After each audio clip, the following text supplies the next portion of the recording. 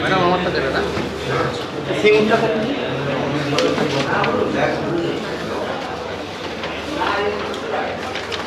জেলা পর্যায়ে প্রাণনাথ দপ্তরের পক্ষ থেকে সবাইকে জানাই নতুন বছরের শুভেচ্ছা অভিনন্দন। আমাদের বিভিন্ন পোর্টাল সংক্রান্ত কাজের জন্য একটা ওয়ার্কশপ মতো আয়োজন করা হয়েছে, গতকাল হয়েছে। কিছু ব্লক গতকাল ছিলেন, বাকি ব্লক আপনারা আজকে আছেন। তো এখানে আমাদের জেলা স্তর থেকে অফিসাররা আছেন, আইএসডি সেল আছে, এসএসপিরা আছেন। এখানে বিভিন্ন পোর্টাল মূলত নির্ণয়, জিপিডিপি সংক্রান্ত বা ইগ্রাম সমাজ পোর্টাল সংক্রান্ত বিভিন্ন আলোচনাগুলো হবে এবং সুষ্ঠুভাবে পরিষেবাটা জনসাধারণকে দেওয়া যায় বা সেই কাজে নিযুক্ত হওয়া যায়, সেই জন্য আমাদের ডাটা। তো আমি সেটা এটাই বলবো যে আপনারা সবাই সুষ্ঠুভাবে প্রশিক্ষণটা নিন এবং আপনাদের যা প্রশ্নোত্তর রয়েছে বা যেগুলো কাজ এই পোর্টালের দুটো জায়গায়, টোটাল 3টে জায়গা আছে, 3টে জায়গায় কাজ করতে হয়। তার মধ্যে 2টো জায়গায় কাজ আপনারা অলরেডি করেছেন এবং কিছু কিছু জিপি করেননি এখনো, সেটা হয়তো হয়ে যাবে বা যেটা জি ব্লকের করার কথা সেটা ব্লক করে দেবে জিপি, যে কাজটা করতে হবে। তো আপাতত প্রথমে আমি ওই যে 3টে পোর্টাল, তার মধ্যে প্রথম যেটা তুলেছেন, এখনো তুলতে পারেন, আমাদের হুগলি জেলাতে পিআইবি ইমেজের যে পিআইবি ইমেজ গুলো সব জায়গায় ঠিকঠাক নয়, ঠিক আছে? তো সেইটা মনে হয় ঠিকঠাক হওয়ার প্রয়োজন আছে। আর একটা বিষয়, এই জিপিডিপি পোর্টালে যেটা প্রতিবারই ভুল হচ্ছে, আবার রেকটিফিকেশন করতে হচ্ছে। আমি জানি না, এখানে দুটো দিক হতে পারে। এফসিসি রিপোর্ট দিয়ে থাকেন আপনার সবাটা, ওনাটা লেখা আছে, সেই লেখাটায় আমরা ঠিক লিখব। যখনই আমি ঠিক করে দিচ্ছি তখনই দেখাচ্ছে যে প্রথম সভায় আমার প্ল্যানটা অ্যাপ্রুভ হয়ে গেল। কথাটা বুঝতে পারছি? আমি যখন প্রথম সভায় ওখানে রেজলিউশন পাসড ইন গ্রাম সভায় ওখানে একটা জায়গা আছে, সেখানে যখন আমি টিক করে দিই তখন দেখায় যে প্রথম সভাতেই আমার প্ল্যানটা অ্যাপ্রুভ হয়ে গেল। তা তো নয়, হিসাব মতো সেকেন্ডটা যাই বলুন না কেন।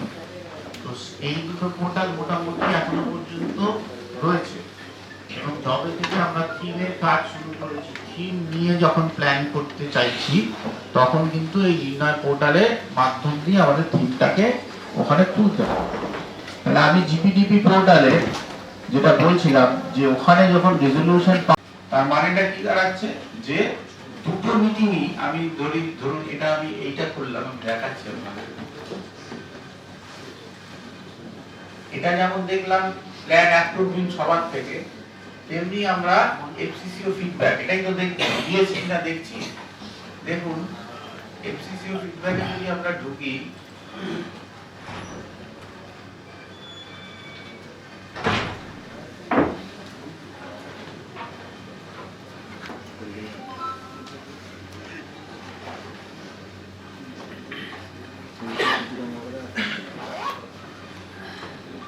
দেখুন এইবার একটা জিনিসের পাঠগুলো ধরা পড়ে গেল। দেখলেন কি ধরা পড়লো? বলুন তো। সবাই ক্ষমা করবে, দুটো করে দেওয়া আছে। ঠিক, দুটো করেই দেওয়া থাকে, কিন্তু দুটোতেই সভা আছে। এটা একটা ব্যাপার, এটা অন্য ব্লক খুললেও আমি এটা পাবো। কিন্তু পাঁচবার আর একটা জিনিস ধরা পড়লো, যেটা নিয়ে আমি কিছুক্ষণ আগে বললাম।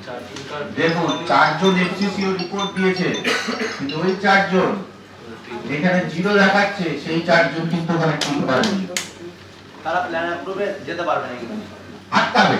সে কাজ করতে শুরু করলে যখন অ্যাপ্রুভালে যাবে তখন গিয়ে একটা জায়গায় আটকে যাবে। মানে ফার্স্ট পোর্টালে এটা হয়নি। তার এই জিপিডিপি পোর্টালে সেকেন্ড, এই দেখুন এখানে কিন্তু সবাই দিয়েছে, অপশনে গিয়ে খুলে ওইটাকে টিক করবেন, করে আপডেট দেবেন, তবে কি ওটা এক দেখাবে। আর এক যদি ও 4টে না দেখায়, তাহলে কিন্তু তাদের নির্মাণ স্বরাজে কাজ করতে গিয়ে আটকাবে। এটা তো জিপি তো করবে না, এটা তো এফসিসিও করবে। মানে বলতে হবে তাকে,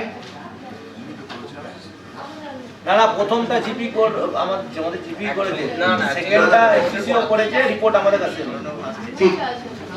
এবার আইডিয়ালি করার কথা এফসিসিও সবার। আমি যদি প্রথমে একটা কথা বললাম যে কি হয়, কি নিয়ম আর কি হয়, হলো মানে ঠিকঠাকে তুলে দিতে হলো, পরে আপলোড দিতে হলো। সেই ফিগারটা দেখলে তো আবার তার চিত্রটা অন্যরকম আসছে। সেই ফিগার যদি ন্যাশনাল পোর্টালে দেখে বলে না প্রথম সভাতেই আপনাদের প্ল্যান ফ্যাক্ট পাস হয়ে গেল, তাহলে সেকেন্ড সভাটার কোনো গুরুত্ব নেই। এই রিফ্লেকশনটা বুঝতে পারছেন যে প্ল্যান অ্যাপ্রুভ দিন সভা ওর সঙ্গে কোন জায়গাটা তার মানে টুকটাকটা চারটে জিপি দেয়নি।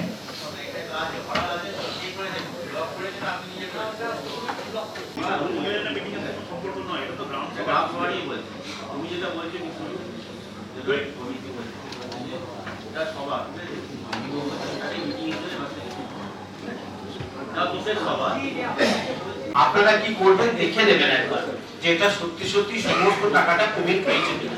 কোথা থেকে দেখবেন আমি পরে আসি, তাহলে ওখানে দেখা যাবে যে